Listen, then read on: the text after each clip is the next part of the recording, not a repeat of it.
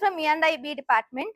நான் வந்து லைஃப்ல வந்து பாத்தீங்கன்னா ஜாலியா அப்படியே போயிடலாம், காலேஜ் 4 இயர்ஸ் முடிச்சுட்டு அப்படின்னு நினைச்சிருந்தேன். பட் இங்கதான் வந்து தெரியுது கோல் செட் பண்ணும், ஸோ அதை நோக்கி போகணும் அப்படின்னு தெரிஞ்சுக்கிட்டேன்.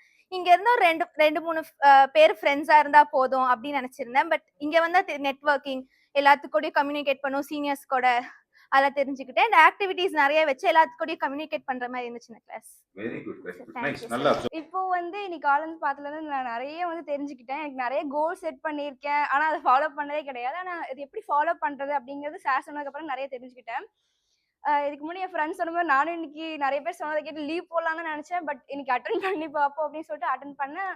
நிஜமாவே நான் வந்து இதை அட்டன் பண்ண ரொம்ப மிஸ் பண்ணியிருப்பேன். லாஸ்டா ப்ளே பண்ணதை வச்சு தான் நான் வந்து தெரிஞ்சுக்கிட்டேன் நம்ம எவ்வளோ கம்ஃபர்ட் ஜோன்ல இருக்கோம் அப்படின்ட்டு. அதை எப்படி ஓவர் கம் பண்ணி வந்து எப்படி நம்ம சக்ஸஸ் ஆகலாம் அப்படிங்கறத நான் நிறையவே தெரிஞ்சுக்கிட்டேன்.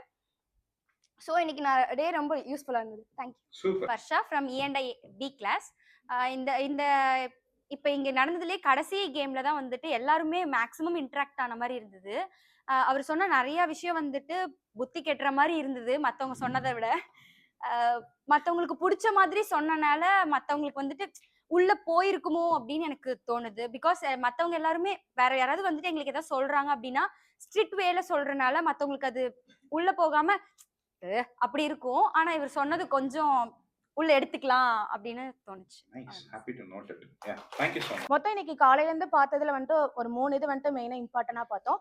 ஃபர்ஸ்ட் ஒன் வந்துட்டு கோல் செட்டிங். கோல் எப்படி வந்துட்டு செட் பண்ணணும் அப்படிங்கறத பார்த்தோம். அது ரொம்ப கியூரியாசிட்டியா இன்ட்ரெஸ்டா இருந்துச்சு பாக்குறதுக்கும்.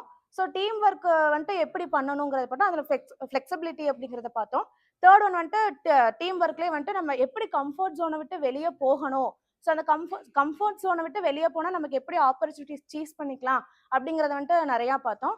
ஸோ இந்த செக்ஷன் வந்துட்டு நான் ஆக்சுவலி இன்னைக்கு லீவ் போடலாங்கிற ஐடியாவில் இருந்தேன். சரி வந்து அட்டன் பண்ணி பார்க்கலாம் இந்த சாஃப்ட் ஸ்கில் எப்படி இருக்கும் அப்படிங்கிறது. ஸோ ரொம்ப யூஸ்ஃபுல்லாக இருந்துச்சு. என் லைஃப்ல எடுத்துட்டு நான் வந்துட்டு இன்னொரு நல்ல இடத்துக்கு போவாங்கிற கண்டிப்பா ஒரு நம்பிக்கை இருக்கு. தேங்க்யூ.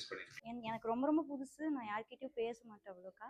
அதனால இனிமேட்டு எல்லார்கிட்டயும் பேசணும் அப்படின்னு ஒன்று கற்றுக்கிட்டேன். கோல்ஸ் எல்லாம் பெருசாக கிடையாது, சும்மா காலேஜ் வருவேன் போவேன். இப்போதான் கோல்ஸ்னா என்னன்னே அப்படின்னு இப்போதான் தெரிஞ்சிருக்கேன். அப்புறம் லீவ் போடலாம்னு நினச்சேன், பட் வந்துட்டேன்.